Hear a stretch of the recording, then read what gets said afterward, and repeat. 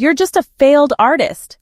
The words sliced through the Grand Meridian's ballroom as 200 pairs of eyes burned into me.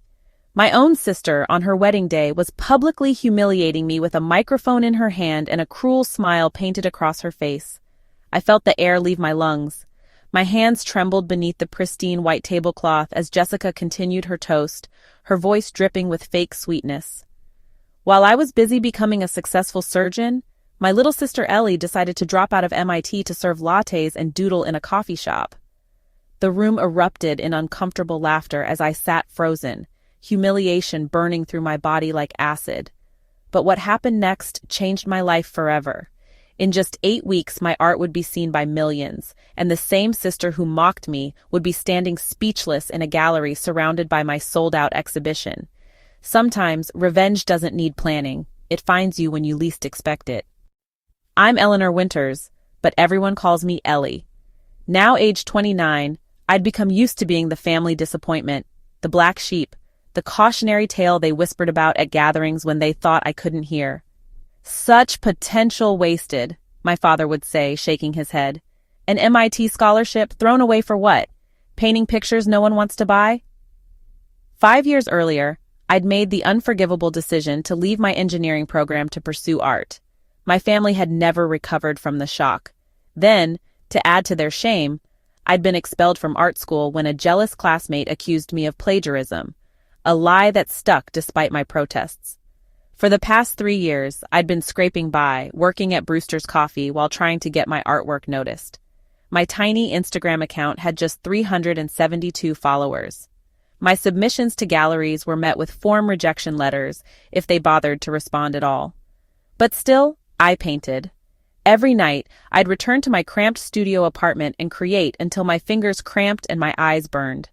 My style, a unique mix of traditional oil painting techniques with modern mixed media, felt special to me even if no one else seemed to notice. "You'll find your audience," my best friend Zoe would insist during our weekly dinner at the cheap Thai place on the corner. "The right person just hasn't seen your work yet." I wanted to believe her, but after years of rejection, hope was becoming a luxury I couldn't afford. My hands trembled as I smoothed down the emerald green bridesmaid dress that I'd spent $425 on, money that had been earmarked for rent. The reception hall at the Grand Meridian in Boston gleamed with opulence. Crystal chandeliers threw rainbows across the marble floors, and exquisite flower arrangements scented the air with lilies and roses. As I scanned the room, something caught my eye. The decorative panels framing the head table. They were mine. Pieces I'd created and gifted to Jessica over the years.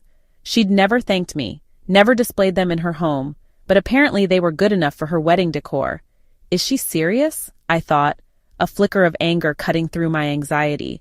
Using my art as decoration at the same event where she'll probably make another jab about my hobby? "Don't embarrass us today, Ellie," my mother whispered harshly as she adjusted my necklace, yanking it more tightly than necessary. "Just smile and be normal for once. This is Jessica's big day." Just like every day is Jessica's day, I thought bitterly. "I'll be on my best behavior," I promised, forcing a smile that felt more like a grimace. My childhood best friend Zoe caught my eye from across the room and gave me an encouraging thumbs up. Without her unwavering support through everything, I might have given up on art altogether. She'd been the one to push me to keep creating even after the art school disaster. I should have known something was wrong when Jessica clinked her champagne glass for her speech and shot me that smile. The same one she'd given me right before telling our parents I'd snuck out to a concert when I was 16. "I want to thank everyone for coming to celebrate our special day," Jessica began, her voice carrying across the ballroom, "especially my little sister Ellie." The spotlight suddenly swung over to me and my stomach dropped. This wasn't part of the plan. We hadn't discussed me being mentioned in her toast. My mind raced with possibilities, none of them good. What is she doing, I thought, panic rising as I plastered on a smile. "My sister has always been different," Jessica continued, her voice dripping with condescension. "While I was busy becoming a successful surgeon and meeting David, the love of my life, Ellie decided to follow her passion." She made air quotes around the word, drawing uncomfortable laughter from the crowd. I felt heat rising to my cheeks as 200 pairs of eyes turned to stare at me. Don't cry, don't you dare cry, I commanded myself, digging my nails into my palms beneath the table. When I asked her to be my bridesmaid, I was taking a risk. After all, this is the girl who dropped out of MIT to finger paint. More laughter, louder now.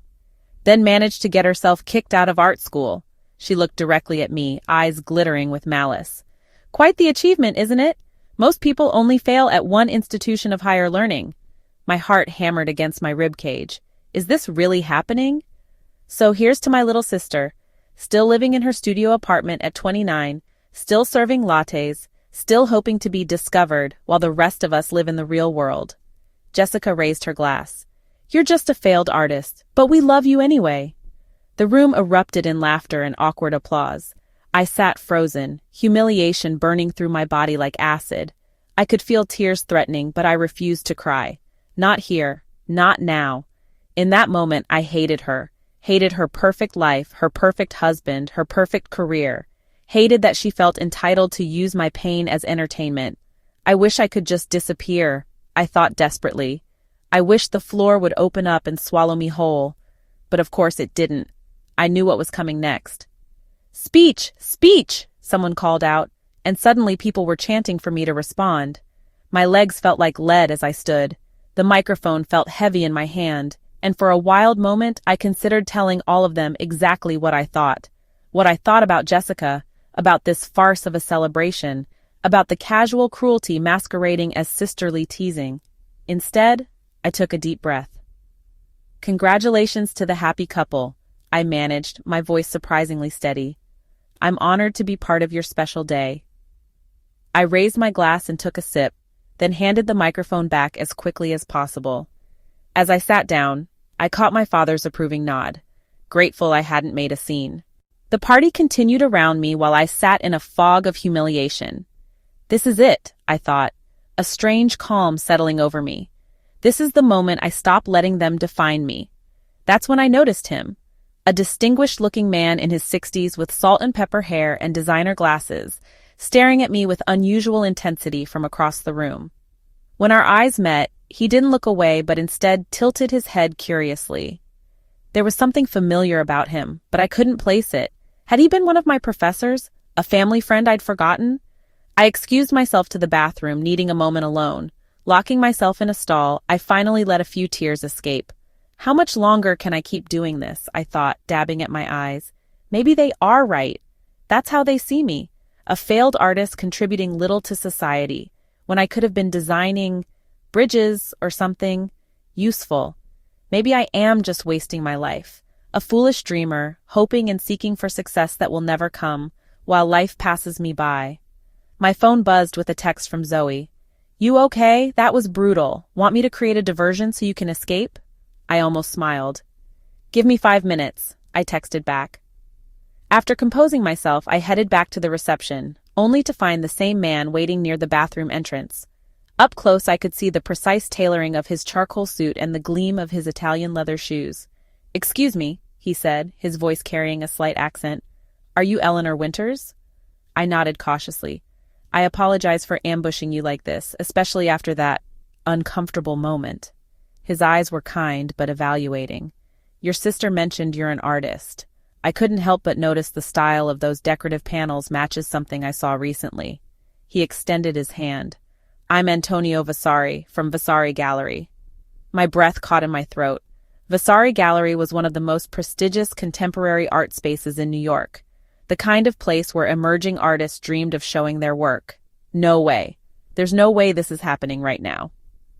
Nice to meet you, I managed, shaking his hand, half expecting him to laugh and reveal this was all part of Jessica's elaborate joke.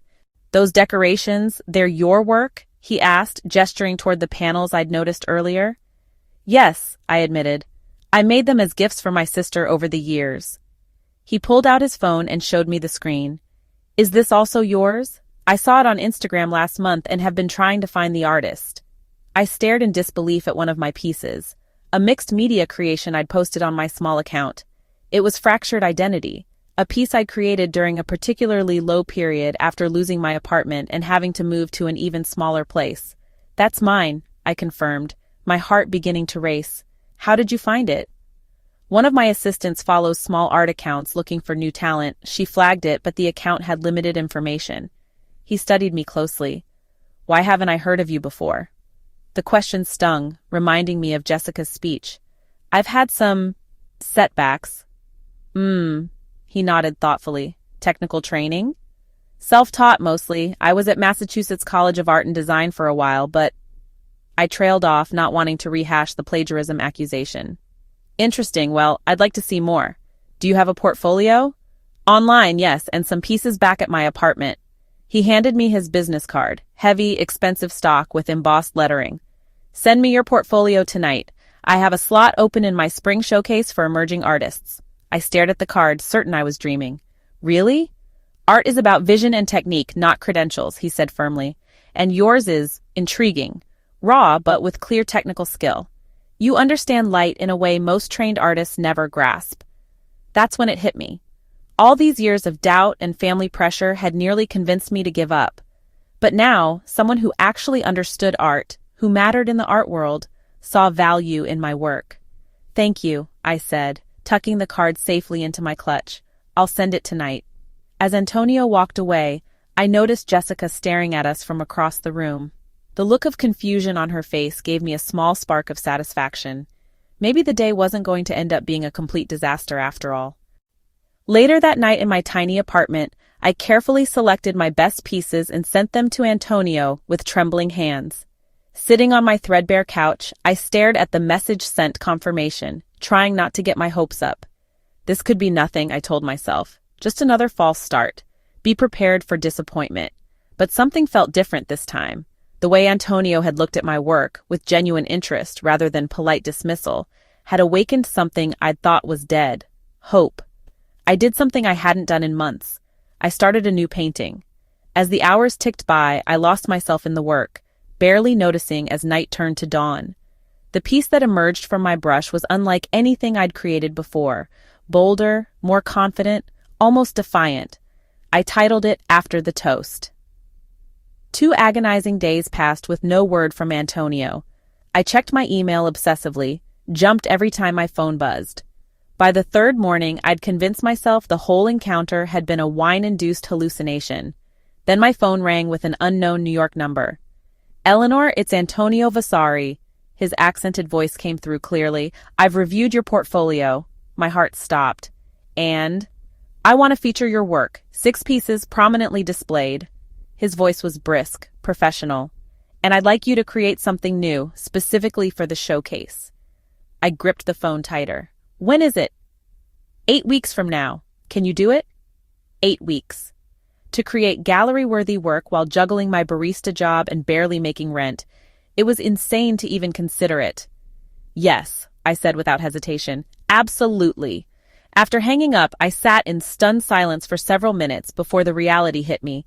I was going to be in a real gallery show. At Vasari. I'm not a failure.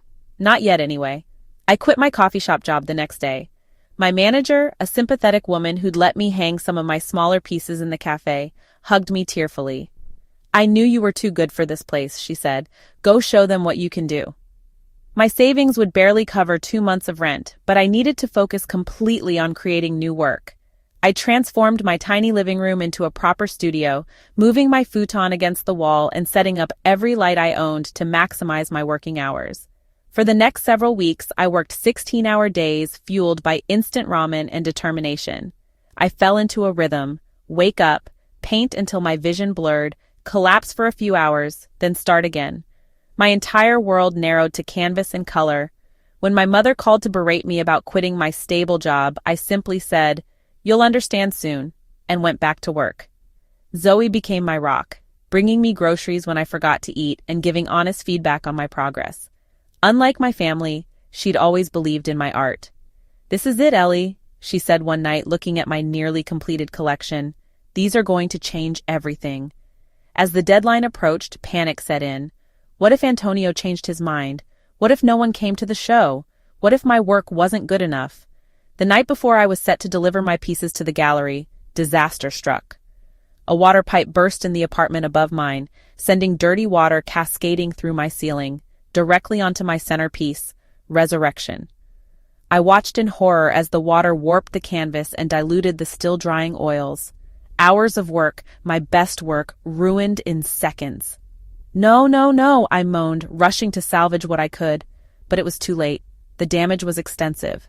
I called Zoe in tears. It's over. My best piece is destroyed and there's no time to create something new. Come to my place, she said immediately. Bring everything you need.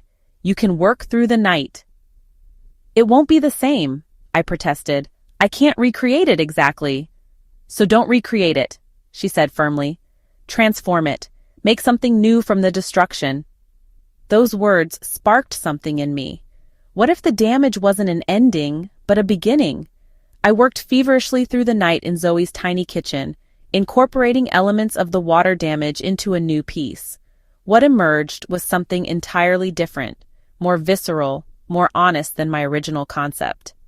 Where resurrection had been about rebirth, this new piece, which I named Deluge, was about survival through catastrophe.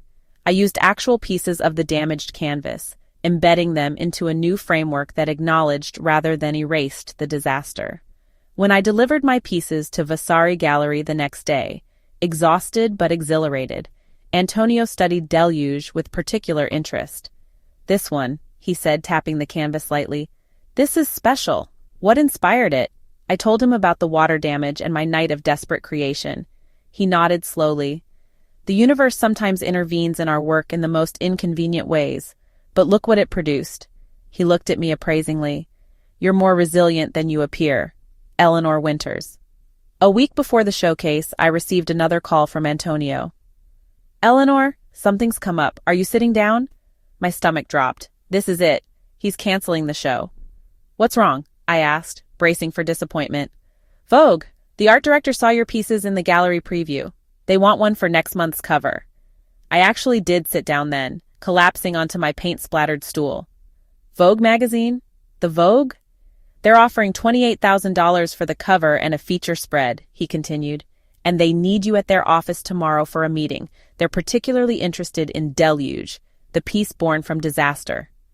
After hanging up, I screamed into my pillow, a mix of joy and disbelief overwhelming me. Then I called Zoe, who screamed even louder. See? She crowed. I told you! All this time I knew this would happen.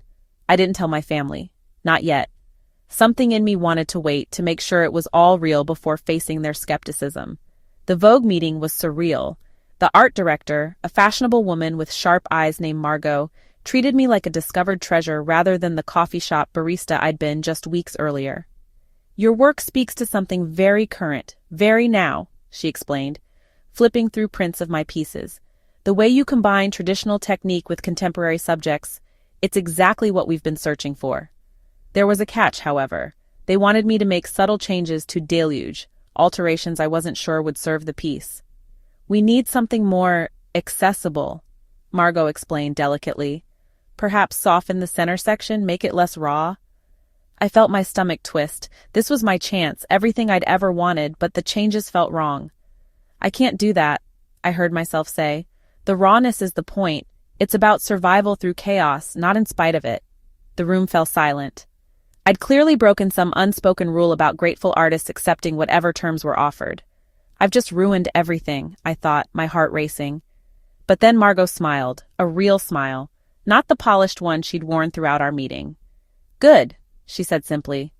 I needed to know you'd stand up for your work. The piece stays as is. It had been a test, and somehow I'd passed. Deluge would be on Vogue's cover, unaltered in just 3 weeks, hitting newsstands right after Antonio's showcase. The night of Antonio's showcase arrived with a nervous energy I'd never experienced. The gallery was packed with New York's art elite, fashion editors, critics, and collectors. I recognized faces from magazines and art blogs, people whose opinions could make or break careers. My collection occupied the central wall, with spotlights highlighting each piece. Antonio had priced them aggressively, the smallest at $11,500, the largest at $45,000. Sums that seemed impossible to me just weeks ago. I wore a vintage black dress I'd found at a thrift store and spent hours altering. As I stood nervously by my work, a server handed me champagne. Drink, Antonio advised, appearing beside me in an impeccably tailored suit. 3 pieces have already sold. You're about to be very busy." "Sold? Already?" I whispered, scanning the room to see if I could identify the buyers. "Welcome to the art world," he said with a wry smile. "When buzz begins, it builds quickly." Critics approached me throughout the evening asking about my process, my influences, my artistic journey. I answered as honestly as I could, resisting the urge to mention my coffee shop job or family's dismissal. By 9 p.m., all but one of my pieces had sold. Deluge, the piece created from disaster, had sparked a bidding war that ended at $58,000, more than a year's salary at the coffee shop. A curator from the Whitney was discussing a potential installation. Gallery owners from Chicago and Los Angeles pressed business cards into my hand. My head was spinning. Then I saw them, my family, standing awkwardly by the entrance. Zoe had invited them, wanting them to see my triumph firsthand. My father looked uncomfortable in his rarely worn suit. My mother was wide-eyed, taking in the elegant crowd. And Jessica looked absolutely stunned, her perfectly composed facade cracking as she stared at the red sold markers beside my work. I walked over, feeling strangely calm. "You came," I said simply. "Your friend called us," my father replied. "Said we wouldn't want to miss this." "Miss what exactly?" Jessica asked, her voice tinged with confusion. "What is all this?" Before I could answer, Antonio approached. "Ah, you must be Eleanor's family. Wonderful to meet you. You must be very proud. We've almost sold out her collection tonight. Nearly $208,000 in sales." I watched as their expressions shifted from confusion to shock. "And the Vogue cover, of course," Antonio continued. "That alone has collectors clamoring for her future works." "Vogue cover?" my mother repeated faintly. Antonio gestured to a display near the bar, where advance copies of the magazine were arranged. My artwork filled the cover with a small caption, "Deluge by Eleanor Winters, Art's New Visionary." "I don't understand," Jessica said, her perfect smile trembling slightly. "How did this happen?" I smiled and folded my arms, suddenly feeling powerful in a way I never had before. "Remember your wedding? That distinguished man who approached me? That was Antonio. He recognized my work. You know, the pieces I made that you used to decorate your wedding?" The color drained from Jessica's face as she made the connection. "Funny how things work out," I added softly. "One minute you're being called a failure in front of 200 people, and the next—" "Ellie, Jessica began, but I cut her off. "Excuse me, I need to speak with some collectors," I said, turning away. Revenge, I discovered, tasted even sweeter than success. Later that night, as the crowd thinned, my father approached me alone. "I was wrong," he said simply. "We were all wrong about you, Ellie." "Yes," I agreed without malice. "You were." He looked older suddenly, diminished. "I wanted you to have security, a stable career. I never understood this." He gestured around the gallery. "I know, Dad," I said, softening slightly. "But this is who I am." "You're extraordinary," he said, his voice thick with emotion. "I'm sorry I didn't see it sooner." Over the next month, everything changed. The Vogue issue hit newsstands, and suddenly my name was everywhere. 3 major galleries were competing to represent me exclusively. I moved out of my tiny apartment into a proper loft with a studio space. Commissions were pouring in, with a waiting list growing daily. I hired Zoe as my assistant, her organizational skills perfectly complementing my creative chaos. Her first official act was to frame the napkin on which I'd scribbled my resignation from the coffee shop. When Jessica called, her voice was different, humbled, uncertain. "I'm sorry," she said. "What I did at the wedding, it was cruel." "Yes, it was," I agreed, not making it easier for her. "I was jealous," she admitted after a pause. "You always had this passion, this certainty about what you wanted. Even when things were hard, you never gave up." "I hadn't expected that. You're a successful surgeon with a beautiful life." "A life I chose because it was expected, not because I loved it," she said quietly. "Every day I go to work and save lives and feel nothing. You were braver than me. You chose the harder path because it was right for you." We didn't immediately become best friends, but something honest had finally opened between us. For the first time, we saw each other clearly, not as the roles we'd been assigned in our family, but as the complex people we'd become. 6 months later, I stood in my first solo exhibition at MoMA, A dream so wild I'd never even dared to speak it aloud. As I looked around at the crowds admiring my work, I thought about that humiliating moment at Jessica's wedding. Without that public shaming, Antonio might never have approached me. Without the burst pipe ruining resurrection, deluge would never have existed. Without years of doubt and struggle, my art might never have developed its distinctive voice. A young woman approached me clutching a portfolio. "Miss Winters, I'm an art student and your work has been such an inspiration. The way you use traditional techniques with unconventional materials is revolutionary." She hesitated. Would you look at my work sometime? Give me feedback?" I saw myself in her nervous excitement. "What's your name?" "Maya," she replied. "Well, Maya," I said, taking her portfolio, "let's find a quiet corner and take a look." As we walked away, I spotted Jessica entering the gallery. She caught my eye and gave me a small, genuine smile. I nodded back, recognizing the fragile truce we'd established. I don't believe in suffering for art's sake, but I do believe that sometimes the darkest moments can lead to unexpected light. My journey wasn't about proving my family wrong, it was about finally proving myself right. These days, when someone asks how I found success, I tell them the truth. I didn't find it. I built it, one brushstroke at a time, even when no one was looking. Especially when no one was looking. And sometimes the art that emerges from our deepest wounds becomes our greatest masterpiece. That's a lesson worth framing.